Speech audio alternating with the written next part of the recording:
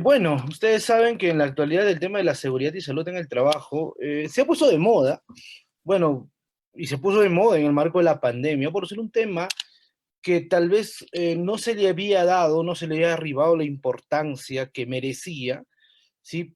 Prepandemia, ¿no? Yo creo que un hito importante en cuanto a la implementación normativa y objetiva de la legislación y de los principios de la seguridad y salud en el trabajo ha sido la pandemia. Y sobre todo en la aplicación de las actuaciones públicas. Sí, sí, en el tema público ha sido un tema bastante interesante, puesto que se ha generado, ¿sí? En la actuación pública una naturaleza de preocupación bajo las reglas de gestión, bajo las reglas de actuación pública y otros, para el ejercicio y la implementación de la normatividad en cuanto a seguridad y salud en el trabajo. Entonces hoy vamos a dar alcances bastante específicos y espero bastante puntuales que les puedan servir para poder entender la naturaleza jurídica, la naturaleza legislativa de la seguridad y salud en el trabajo, y además puedan hacer preguntas, dudas o puedan plantear sus preguntas que en los últimos minutos trataremos de absolverlo. Lo pueden dejar en la caja de comentarios. ¿Cierto? ¿No, no, Luis? Sí, perfecto, doctor. Bien, el curso del día de hoy es legislación laboral, seguridad y salud en el trabajo. Ya sabes, no olvides comunicarte con nosotros mediante una llamada o WhatsApp al 951-428-884 y nuestros asesores te van a ayudar con todo el proceso. Bien, doctor, dejo las ventanas ante usted. Comencemos la Bien, pantalla. gracias. Gracias. Voy a compartir la diapositiva del día de hoy, ¿sí? De tal forma que podamos ir dinamizando de manera efectiva la clase, ¿sí? Muy bien.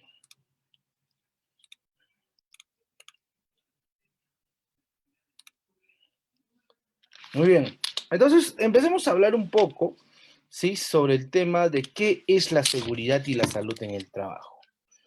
Bueno, vamos a empezar y yo considero que es importante tener en cuenta una tridimensionalidad o un estudio tridimensional, ¿sí? Sobre qué son las SCT, ¿sí? Entonces, a priori, empecemos a hablar de la seguridad y la salud en el trabajo como un derecho. ¿Es un derecho? Sí, es un derecho, obviamente, más que obvio que es un derecho. ¿Por qué es un derecho, señor? Porque es todo derecho que goza todos los trabajadores con el objetivo, ¿sí?, de prevenir los accidentes de trabajo y enfermedades ocupacionales. Señor, ¿quién garantiza la aplicabilidad de este derecho? El empleador. Entonces, a principio se debe considerar, ¿sí? Porque puede haber ciertas excepciones de esta aplicabilidad, que quien asume, y esto es un principio de la seguridad y salud en el trabajo llamado principio de responsabilidad, sobre la implementación de todas las actuaciones y actividades que nacen de la seguridad y la salud en el trabajo, es el empleador, ¿sí? Ahora, por otra parte, es preciso señalar que el tema de la seguridad y la salud en el trabajo, algunos abogados que tal vez me están viendo en algún momento toman estos temas, les dirán, pero profesor, ¿en qué parte de nuestra Constitución habla sobre la seguridad y la salud en el trabajo?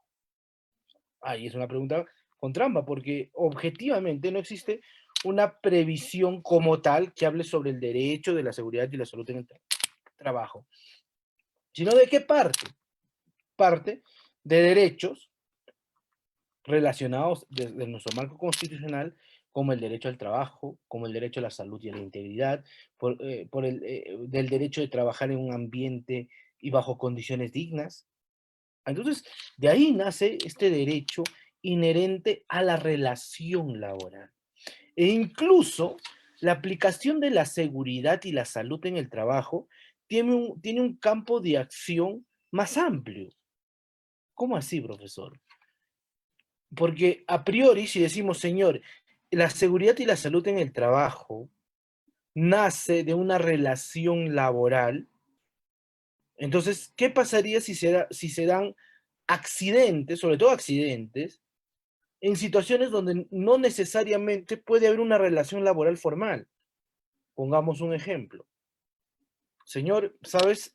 Voy a contratar un albañil para que pinte la fachada de mi casa, ¿sí? Entonces, estamos ante una relación de prestación, yo creo que más de servicios que una relación laboral, porque no tenemos un contrato, tenemos un tema muy informal, existe una situación, no existe una situación de subordinación, pero señor, el señor, yo le proporciono los materiales, él mismo trae sus herramientas, y entonces empieza a armar un andamio y por alguna circunstancia se resbala y cae del segundo piso del andamio. Dios no lo quiere. La pregunta sería, ¿y existe alguna responsabilidad que para mí, que yo le contraté, en la regulación en cuanto a seguridad y salud en el trabajo y sobre todo en el tema de responsabilidades? Yo creo que sí. Entonces, no necesariamente tiene que existir una relación laboral formal. Es más, existen principios del derecho laboral que se van a aplicar a la realidad de seguridad y salud en el trabajo, como el principio de primacía de la realidad. Así que nace del aspecto laboral y también se aplica en la seguridad y la salud en el trabajo, en labores como por ejemplo la fiscalización laboral, a cargo de nuestros amigos de SUNAFIN. Imagínense que contratamos, y esto es vamos a hablar de un ejemplo en el tema privado, imaginemos, vamos a dar un ejemplo en el tema público. Señor, imaginemos y pongamos en la situación que una entidad pública X contrate bajo esa situación jurídica civil, ese contrato civil llamado locación de servicios, pero muy común y muy aplicable, es muy común ver ese tipo de contratos en el ejercicio público, pese a que está prohibido. No voy a hablar de la naturaleza de la locación del servicio, del contrato de terceros, que está sujeto sobre todo a las reglas de servicio y por ende las reglas del sistema de abastecimiento y no el sistema de recursos humanos. Pero imaginemos que nos pongamos en esa situación y existe una persona, un trabajador, que realiza labores de secretario, ¿sí?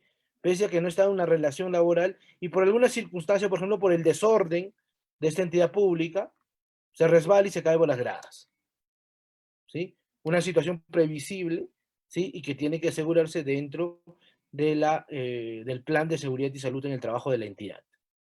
Y la pregunta sería, este señor que tiene una locación de servicios, ¿estaría sujeto a las reglas de responsabilidad por parte del titular o del empleador, en este caso la entidad pública? Claro. Entonces hay que considerar el ámbito de aplicación, ¿sí?, de la seguridad y la salud en el trabajo como un derecho, ¿sí? Entonces existe incluso una previsión para aquellos que trabajan y no tienen una relación laboral de carácter formal, ¿sí? O sujeto a las formalidades, es decir, un contrato. Por otra parte, debemos señalar, y hemos hablado un poco de la seguridad y la salud en el trabajo como un derecho. Cuando hablemos de la seguridad y la salud en el trabajo como un proceso y entendiendo el proceso como el conjunto de actividades que se van a dar dentro de una empresa y dentro de una entidad pública. O sea, cuando hablamos de gestión de procesos, hablamos del conjunto de actividades que se realizan para que las entidades públicas o las empresas privadas presten las actividades, los fines, los objetivos que están previstos de acuerdo a su planificación. Eso quiere decir que, señor, para que una entidad pública pueda cumplir sus objetivos necesita actuaciones de administración interna. Señor, para que una empresa pueda funcionar de manera correcta, prestar servicios o prestar algún bien o cualquier actividad económica que se dedica, va a requerir, ¿sí?, de actividades y de actuaciones de administración interna. Eso lo vamos a llamar procesos. Muy bien, entonces, la salud ocupacional o la seguridad y la salud en el trabajo tiene un precepto de procesos claro, porque hay que implementar un conjunto de actividades, ¿sí?, que lo vamos a dar dentro de la regulación, los reglamentos y los mismos instrumentos de gestión de las empresas o de las entidades públicas para regular el tema de seguridad y salud en el trabajo. Por ejemplo, profesor, ¿qué podemos hacer? Podemos implementar los documentos de seguridad los documentos que regulan la gestión de seguridad y salud en el trabajo. Los reglamentos internos, los IPEC, los mapas de riesgo, el plan anual de seguridad y salud en el trabajo, los registros, los libros de actas, las conformaciones del Comité de Seguridad y Salud en el Trabajo son instrumentos materiales que regulan actividades en cuanto a seguridad. ¿Qué más?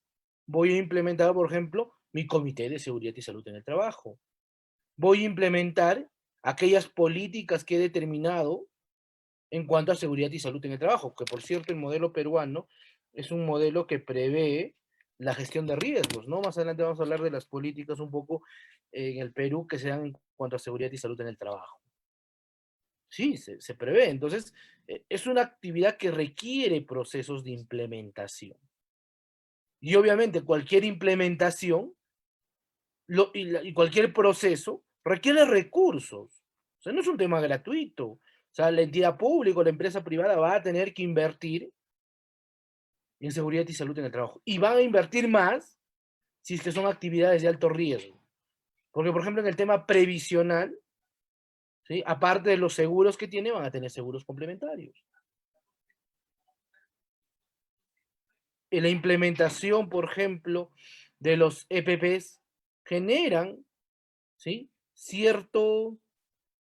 Eh, cierta previsión en cuanto a presupuesto. Contratar, por ejemplo, un supervisor extra, aparte del comité o especialista en seguridad y salud en el trabajo, requiere inversión. Entonces, señores, hay que considerar que el, la implementación de políticas de seguridad y salud en el trabajo, sea en lo privado o sea en lo público, siempre necesariamente va a requerir ejecución de recursos. O sea, no hay que obviar eso. Va a requerir recursos humanos, claro que sí. Va a requerir recursos patrimoniales. Claro, vamos a necesitar bienes, sobre todo bienes muebles, ¿no? A veces vehículos, a veces EPPs, a veces, o sea, siempre vamos a necesitar, por ejemplo, botiquín de primeros auxilios, un lugar en el cual se desarrollen las actividades de seguridad y salud en el trabajo, donde se reúne el comité. Requerimos también bienes, ¿sí? Sean muebles o inmuebles. Entonces, esa es la naturaleza, estimados amigos, de la seguridad y la salud en el trabajo, desde la gestión de procesos. Y por último, el tercer elemento, como un elemento fáctico, como un elemento objetivo, como un elemento que no puede desaparecer de la naturaleza, ¿sí? Objetiva. Señor, la seguridad y salud en el trabajo no son planes, no son actas, no es un elemento eminentemente normativo o eminentemente procesal. Ya tengo la implementación, señor, tenemos que llevarlo a la realidad. Y para eso requerimos dos actividades, ¿no? Ejecución y control. ¿Sí? O sea, ejecución y control son parte del modelo del ISO 45001, ¿no? Del ISO de seguridad y salud en el trabajo. Y él incluso este ISO determina, ¿no? Su modelo de gestión en cuanto a seguridad y salud en el trabajo. Entonces, señores, consideremos eso. Consideremos que las actividades de seguridad y salud en el trabajo van a requerir un conjunto, ¿sí? De actividades, de actuaciones objetivas, prácticas, que necesitamos desarrollar. ¿Y esto para qué? Para asegurar un alto grado de bienestar mental, social y físico para los trabajadores y prevenir toda clase de accidentes e imprevistos. ¿Sí? No se olviden que pueden dejar sus preguntas que al final de la clase vamos a resolverlo. ¿Sí? Cosa que podamos dinamizar tanto para los amigos que se encuentran ahora en el Zoom como para aquellos que están viéndonos por las redes sociales. Muy bien, seguimos. ¿Qué más? ¿Cuál es el marco jurídico? Porque hoy vamos a ver un poco de la legislación en cuanto a seguridad y salud en el trabajo. Muy bien.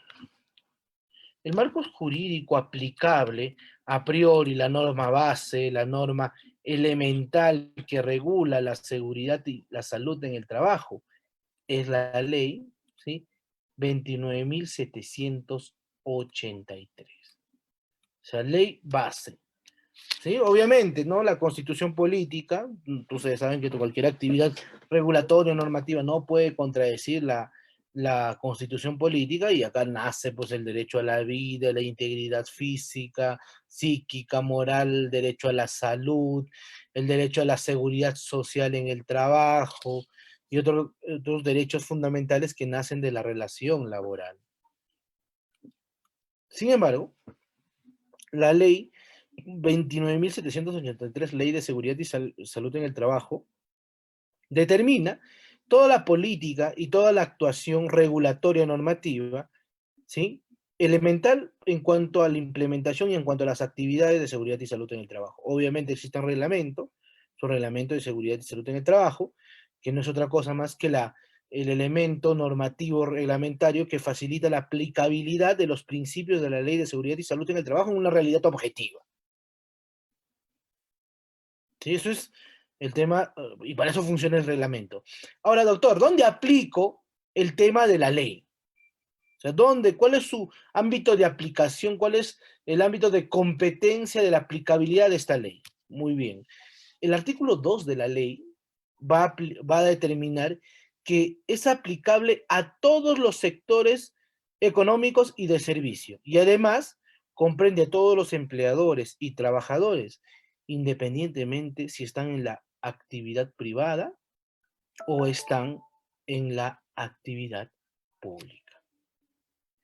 Ah, mira, qué chévere. Entonces es una ley universal, es una ley que involucra a todos aquellos que en algún momento tienen una relación laboral independientemente, sea formal o informal, independientemente si están en el sector público o privado. Y esto es algo que le ha costado al sector público entender.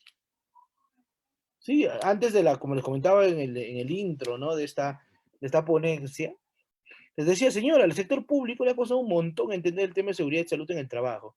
Señor, vamos a implementar el comité. ¿Qué? Vamos al protocolo porque necesitaban reactivar sus actividades. Pero vamos a implementar el sistema, vamos a invertir. No, señor, ese tema de la seguridad y salud en el trabajo, a mí me lo han dicho, es aplicable al sector público. Perdón, al sector privado. En lo público nosotros administramos de acuerdo a lo que mejor nos parezca la administración interna, ¿no? Incluso valiéndose a veces de los principios que se establecen dentro de la ley del procedimiento administrativo general. Entonces, no, señor, la ley es aplicable, ahí está, artículo 2, mandato ley. Y además incluso aquellos que son parte de las Fuerzas Armadas y de la Policía Nacional del Perú. Como les comentaba, el tema de la seguridad y salud en el trabajo se ha puesto de moda, ¿sí? Post pandemia. Incluso en la pandemia fue el momento donde todos empezaron a hablar, ¿y qué hacemos? ¿Cuál es? Y fue un momento, un gozne crucial para decir, señor, ahora utilizamos y hay que pensar en seguridad y salud en el trabajo. Cuando dijeron, señor, es momento de empezar con la reactivación económica. Es necesario empezar y es necesario volver a hacer un trabajo semipresencial. Ya cuando estamos todos en trabajo remoto, bueno, pues todos estamos en la casa, pero el pensar el posteriori, el pensar qué hacemos después, nos hizo prever que teníamos que tomar medidas para la aplicabilidad de la seguridad y la salud en el trabajo. Entonces, seguridad y salud en el trabajo, tutti mundi, ¿no? Todo mundo necesita, ¿sí? Tener un marco de aplicabilidad, o todo mundo necesita implementar sus políticas de gestión en cuanto a seguridad y salud en el trabajo. ¿Qué más? Ah, a modo de comentario, esto es bueno señalarlo siempre. En el año, si mal no me equivoco, 2014, justo está acá, creo, ¿no? Mediante decreto supremo 06-2014, se hacen algunas modificaciones a la ley y al reglamento de seguridad y salud en el trabajo. ¿Qué hizo este decreto supremo? Dijo, señor, y es más, venía junto con su ley, la 30.222, decir, vamos a modificar algunas cosas, pero para bien, para mí para bien, porque cambió el esquema de política en cuanto a seguridad y salud en el trabajo. Antes era un régimen muy objetivo, muy concurrente, ¿no? Señor, pasaba algo, muy bien, hay que pensar en seguridad y salud en el trabajo. Entonces, un poco se modifica la visión de ver la CCCT y dice, señor, vamos a crear un modelo, pero ahora sí de carácter preventivo.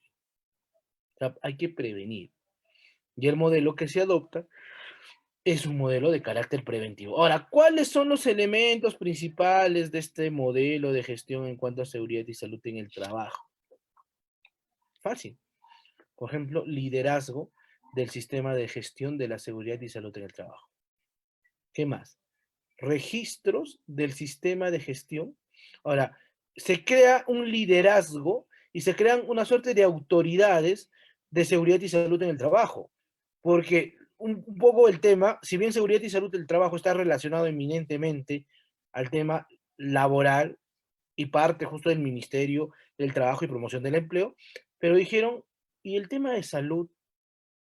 No es necesario que para este tema se involucre a personas especializadas y que tengan autoridad en el manejo de salud. Claro, era necesario. O sea, necesitamos hacer un gozne, una modificación de lo que creíamos y de lo que debíamos hacer para cambiar el esquema de seguridad y salud en el trabajo. O sea, tenía que haber una modificación, un nuevo cambio de paradigma. Y se empiezan a crear los consejos, el Consejo Nacional de Seguridad y Salud en el Trabajo, que incluía a representantes del Ministerio de Trabajo, incluía a representantes del sector salud, ¿sí? Es decir, del Ministerio de Salud, que incluía a representantes, por ejemplo, de salud, que incluía representantes de los principales gremios, confederaciones y sindicatos del Perú, y se crea un liderazgo, ¿no? De quién debía asumir la coordinación, tenía que tener cierta potestad reglamentaria, podía determinar políticas en cuanto a SST. Entonces se dice, el Consejo se encarga de esa chamba. Si bien quien encabeza y es parte de su sistema, un sistema funcional, es de seguridad, es del Ministerio de Trabajo, pero existe una gestión también prevista dentro del sector salud, incluso del sector privado. ¿Qué más? Existen algunas modificaciones importantes en este tema, ¿sí? Por ejemplo, se crea el registro simplificado, ¿no? Para poder hacer un registro electrónico, incluso físico, en caso de pequeñas y medianas empresas, sobre incidentes o accidentes que se puedan generar por incumplimiento normativo de seguridad y salud en el trabajo. Otro, se crea la perspectiva, por ejemplo, de la tercerización, ¿no? O sea, señor, el hecho que yo tercerice a un tercero la aplicabilidad, ¿sí?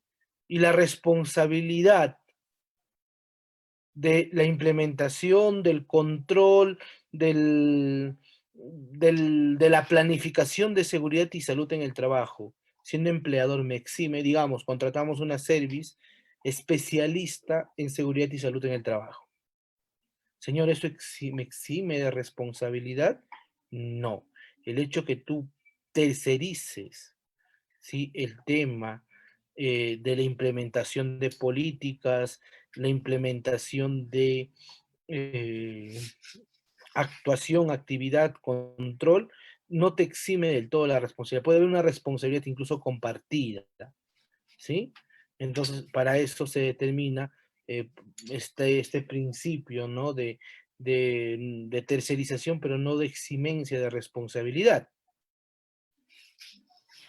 Sí, señor, te permito que usted, señor, pueda contratar a terceros. ¿Sí? Te permito que usted pueda contratar a profesionales o pueda contratar a empresas incluso que se dediquen al tema de las SST. Pero lo que sí no te exime es de la responsabilidad. La responsabilidad en cuanto a un incidente o accidente, o sobre todo un accidente o una enfermedad ocupacional, siempre va a ser responsabilidad a priori, ¿sí? Del empleador. obviamente existen causales de eximencia.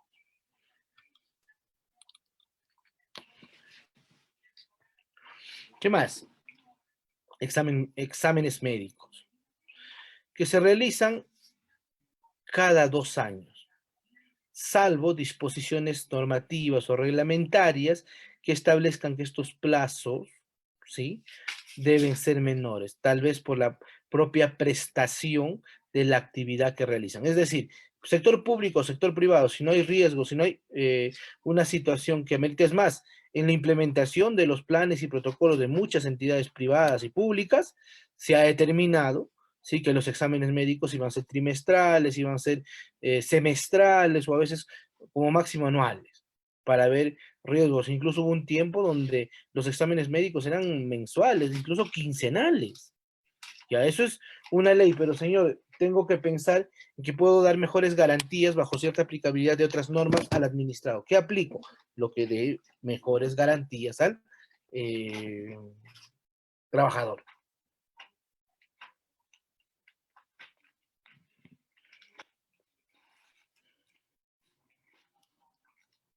Muy bien, ¿qué más? ¿Qué más tenemos acá? A ver, el tema... ya. En esta modificación que se hace en la ley, se aplica un eje bastante interesante en cuanto a la responsabilidad penal. Y se modifica el tipo penal, si mal no me equivoco, el 168A de nuestro Código Penal, ¿sí? Que imputa, ¿no?, responsabilidad penal al jefe cuando no se han implementado las políticas de seguridad y salud en el trabajo necesarias para proteger la vida, la salud y la integridad de los trabajadores. Y si en consecuencia de la inobservancia de las normas y las políticas de seguridad y salud en el trabajo, un empleado muere o produce una lesión muy grave, ¿sí?, este empleador podría pasar de 6 a 8 años en prisión por lesiones graves o muerte. ¿Sí? Entonces, eso como un dato que es necesario de conocer y de saber dentro del tema de seguridad y salud en el trabajo.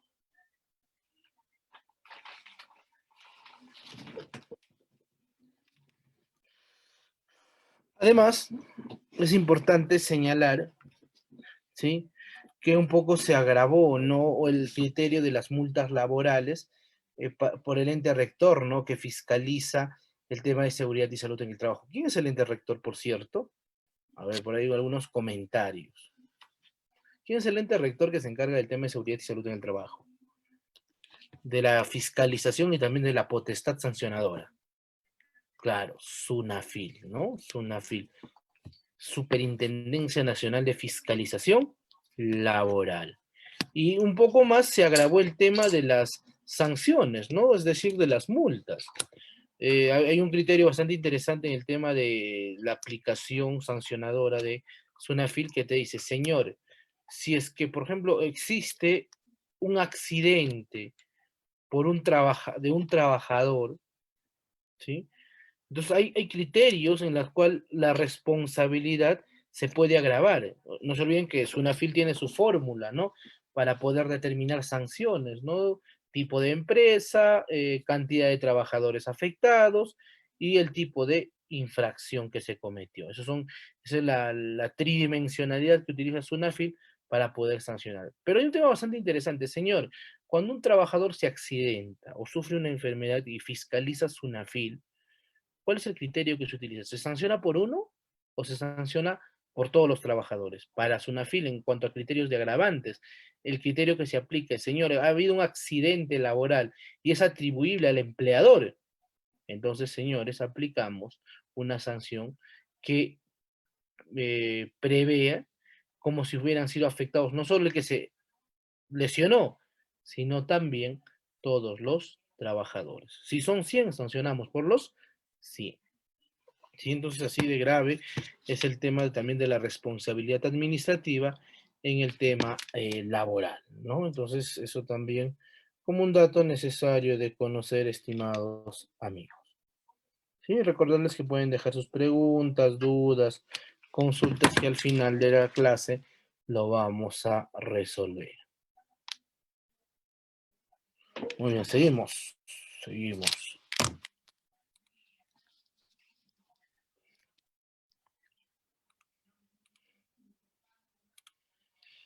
Aparte del tema de la aplicación de la legalidad, de la ley y el reglamento, vamos a tener normas de carácter sectorial, ¿sí?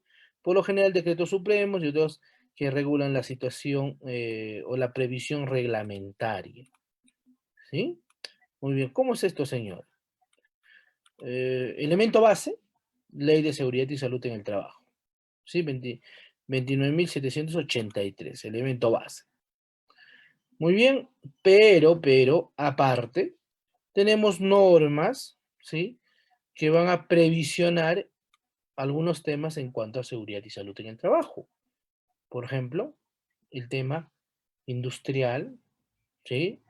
Por ejemplo, el tema de construcción, por ejemplo, el tema, señor, de minería, electricidad, pesca, agricultura, telecomunicaciones, transporte, servicios de comercios, trabajadores municipales. Tienen sus normas especiales en cuanto a seguridad y salud en el trabajo.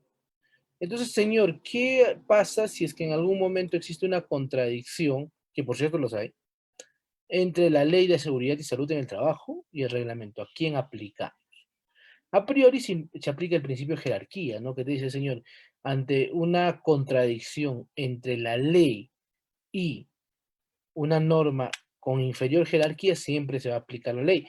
Pero existe una excepción, salvo que el reglamento o la norma específica brinde mejores condiciones de seguridad y salud en el trabajo al trabajador, ¿sí? Esa es la regla que se utiliza, es la regla que vamos a utilizar en cuanto a la ponderación del criterio de aplicabilidad en cuanto a seguridad y salud en el trabajo. Muy bien, ¿qué más?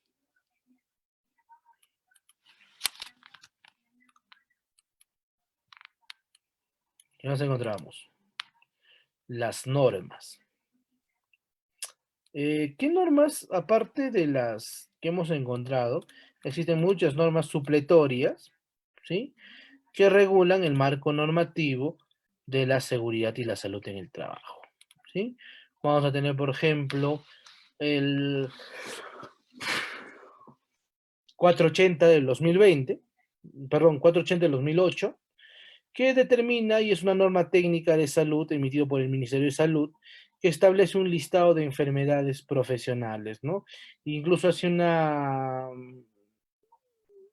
delimitación interesante, porque dice existen, señor, enfermedades por causas químicas, agentes físicos, agentes biológicos, sustancias y agentes que no se pueden incluso prever y que son causales de enfermedades profesionales. Vamos a encontrar a la 312 del 2011, que es un documento técnico que va a establecer los protocolos para realizar exámenes médicos. El, el, la 148-2012, ¿sí? Ya del trabajo, que establece la guía y los formatos referentes para el proceso de elección y representantes del Comité de Seguridad y Salud en el Trabajo. Profesor, quiero saber cuáles son los elementos para determinar la seguridad y la salud en el trabajo. Señor, se determina y revisa este documento, ¿no? Esta resolución ministerial.